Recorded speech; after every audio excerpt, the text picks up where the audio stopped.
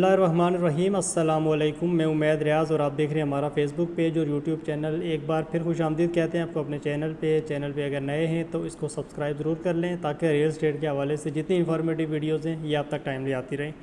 तो आज हमने बात करनी है बैरिया टाउन कराची की मार्केट के ऊपर। चूँकि आपको पता है पिछले कुछ दिन से बैरिया टाउन कराची के जो हालात चल रहे हैं और जिस तरह से नैब ने एक्शन लिया हुआ है, और कल स्पेशली एक जो नैब की तरफ से बैरिया टाउन कराची का जो मेन गेट है उसके ऊपर एक नोटिस लगा दिया गया और उसमें उन्होंने लिखा हुआ है ये कि नैब कराची के रेफरेंस नंबर 1/2025 के तहत बैरिया टाउन कराची में वाक़या तमाम कमर्शल जायदादों की और प्लाटों को बतारीख 11 मार्च 2025 को मुंजमद करने का हुक्म जारी किया है। और इसमें ऐसी तमाम कमर्शल जायदादें जिनके किसी भी किस्म की गैर मजाज फ़रोख्त, ख़रीदारी, मुंतकिली या फिर किराए पर देने की सख्ती से ममानत है।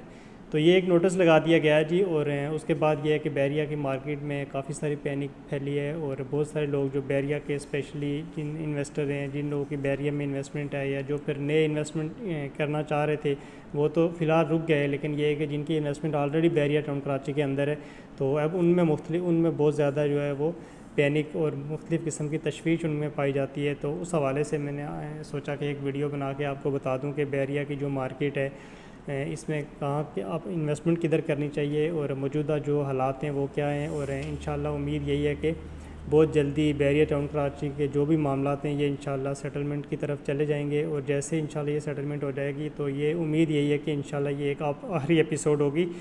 और अब इसमें यह है कि देखना यह है कि जो बैरिया टाउन कराची है ना तो ये एक रात में बना है ना फिर ये एक हफ़्ते में बना है और ये एक साल की बात भी नहीं है। ये 2014 से बनना शुरू हुआ है और आज 2025 है। तो इससे पहले नैब और इससे पहले ये इदारे किधर थे जब ये बन रहा था, जब ये डेवलपमेंट हो रही थी, जब ये लोगों को प्लॉट सेल किए जा रहे थे। तो अब जी बैरिया टाउन कराची में अगर आप देखेंगे तो अगर 80% जो प्रॉपर्टी है, 80 से भी बल्कि प्लस जो प्रॉपर्टी है ये आप लोगों की प्रॉपर्टी है, आप लोगों का यहाँ पे इन्वेस्टमेंट लगी हुई है।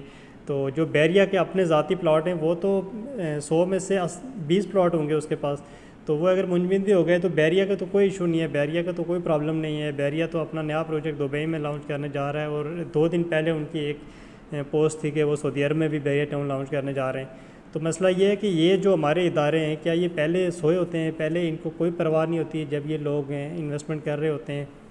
और कहा यह जा रहा है कि बैरिया ग्रीन सारा इलीगल है और 50,000 एकड़ ज़मीन के ऊपर जो है वो इलीगल इन्होंने कब्ज़े किए हुए हैं। तो आप जाके बैरिया ग्रीन में देखें, वहाँ की डेवलपमेंट आप देखें, वो एक रात की डेवलपमेंट तो नहीं है, उसके तो 5 साल लगे वहाँ पर डेवलपमेंट होते हुए। तो पहले ये हमारे इदारे नहीं थे, पहले ये सब सोए हुए थे।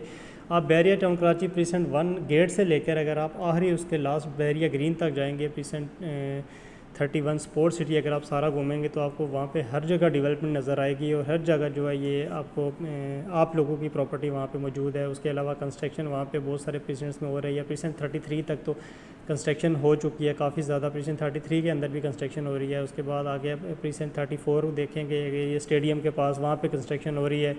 तो उसके बाद अगर आप पीछे आते जाएंगे तो प्रीसेंट 26 ये है, वहाँ पे बहुत कंस्ट्रक्शन हो चुकी है। इसी तरह प्रीसेंट 23, 22 तो गोल्फ में अगर आप देखेंगे तो उस लिहाज से अगर देखा जाए तो जो पूरा बैरिया है समझ लें अभी ये तो आप लोगों की प्रॉपर्टी है। तो इसमें यह है कि इस मुश्किल टाइम में आप जितने भी इसके स्टेक होल्डर हैं तो सबको ये है कि बैरिया के साथ खड़ा होना चाहिए और इसके ऊपर स्टैंड लेना चाहिए बाकायदा कि भाई जब ये आपके इदारे सोए हुए थे और तब ये बैरिया बना रहा था, हमें बेच रहा था, तब आपने क्यों नहीं इसके ऊपर एक्शन लिया। और दूसरी बात यह है कि अगर ठीक है ये एक इलीगल चीज़ है, इलीगल प्रोजेक्ट है, अगर ये सारा 50,000 एकड़ ज़मीन जो भी है ये सारी इलीगल हो चुकी है तो क्या उसके ऊपर FBR ने टैक्स नहीं लिया हुआ। आपने अगर 5 मरले का प्लॉट भी लिया हुआ तो उस पर ऊपर बायर ने भी टैक्स दिया, सेलर ने भी टैक्स दिया। तो उस टैक्स की मद में अगर आप देखेंगे तो ये खरबों डॉलर के हिसाब से टैक्स बनता है जो बैरिया टाउन कराची से FBR ने कलेक्ट किया।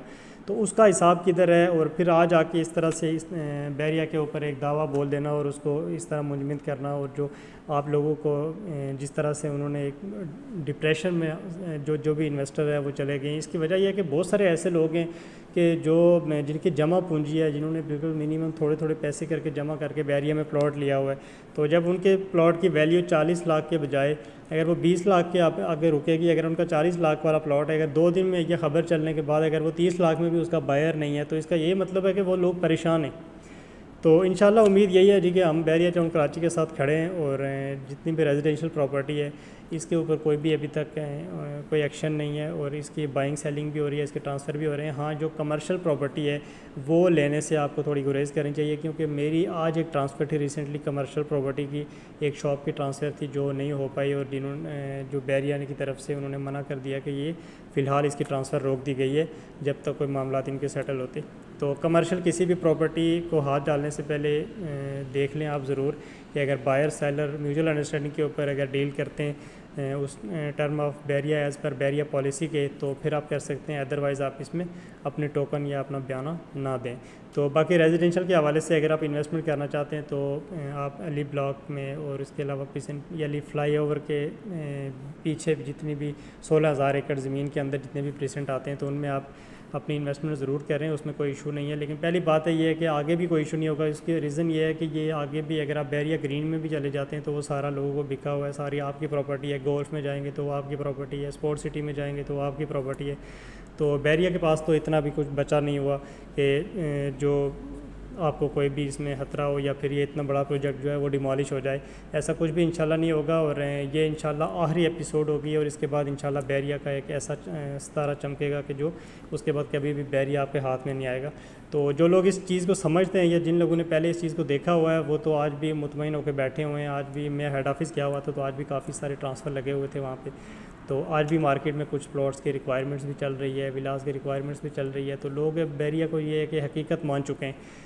तो बाकी बैरिया टाउन कराची की किसी भी इन्फॉर्मेशन के लिए आप दिए गए नंबर पर रब्ता करें, इंशाल्लाह हम आपको बेहतरीन सर्विस प्रोवाइड करेंगे। वीडियो देखने का बहुत शुक्रिया। अल्लाह हाफिज़।